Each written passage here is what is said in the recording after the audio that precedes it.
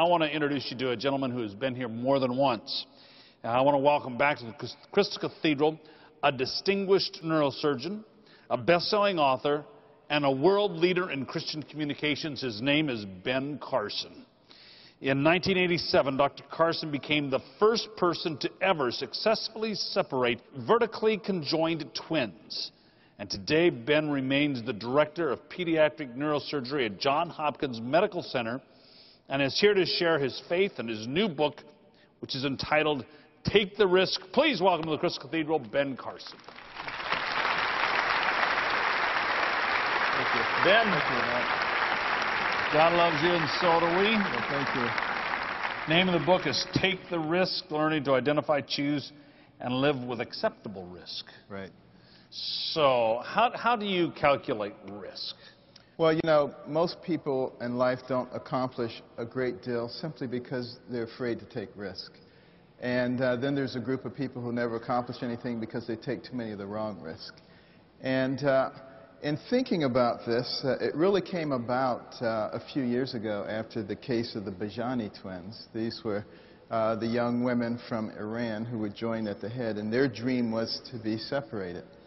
And I wasn't particularly enthusiastic about being involved, but it became clear that they were going to have this done in Singapore, whether I helped or not, so I felt obligated to go.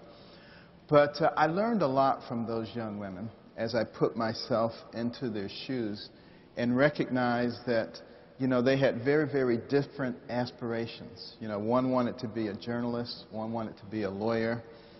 They were very intelligent. They both had college degrees. They both had law degrees, even though only one wanted one. But, you know, they were extraordinarily intelligent.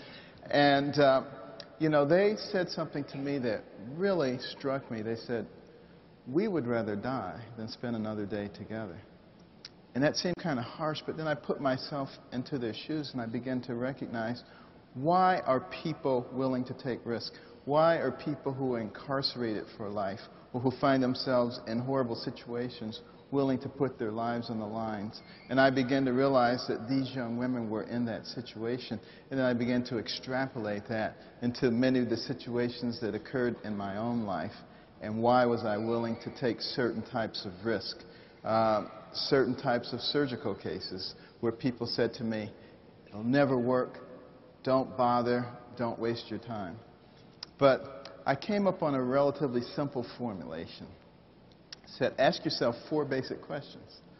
What's the best thing that happens if I do this? What's the best thing that happens if I don't? What's the worst thing that happens if I do it? And what's the worst thing that happens if I don't? Sure. And then a couple of ways of refining those questions. But of course, in order to answer those questions, it's vitally important that you know who you are. And it's vitally important that you know what your value system is.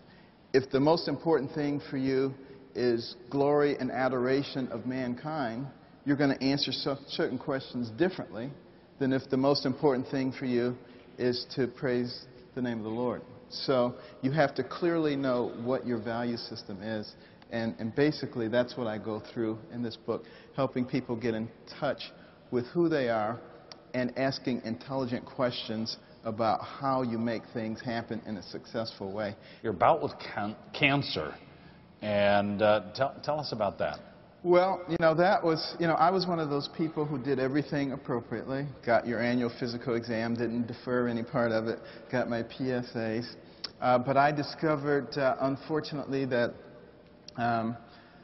you know, all of a sudden, I was looking at the clock when I was in the operating room, and I never used to. I could do a 10, 12, 15-hour operation, no problem.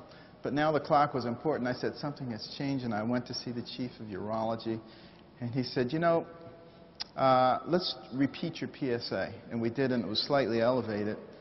And he said, I think you should have a prostate biopsy.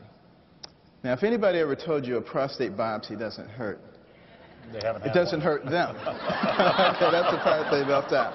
But after about the 6th core biopsy, you're saying, you know, cancer's not that bad. But at any rate, you know, it turns out after that biopsy that I got bad news that not only did I have cancer, but it was a very high-grade malignancy. But there was such an outpouring. I had no idea that so many people cared from all over the world. letters from janitors to President and Mrs. Bush saying they were praying for me. And I guess the Lord just got tired of hearing about me, because it turns out that the lesions in my spine were a congenital anomaly of the bone, perfectly benign situation. And I was able to have surgery by Dr. Walsh, who invented the nerve-sparing prostatectomy. The cancer was within 1 millimeter of breaking through, but it hadn't broken through yet. So I'm cured. The Lord is good. That is good news.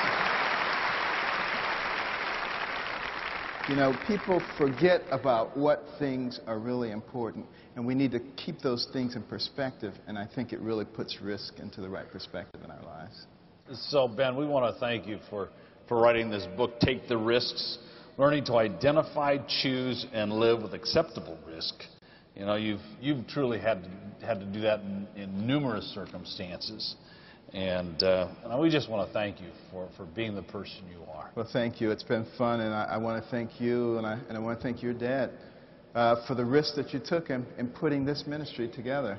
And that was quite a story in and of itself. Yes, thank it is. Well, Ben, God loves you, and so do we. Thank you. Thank you.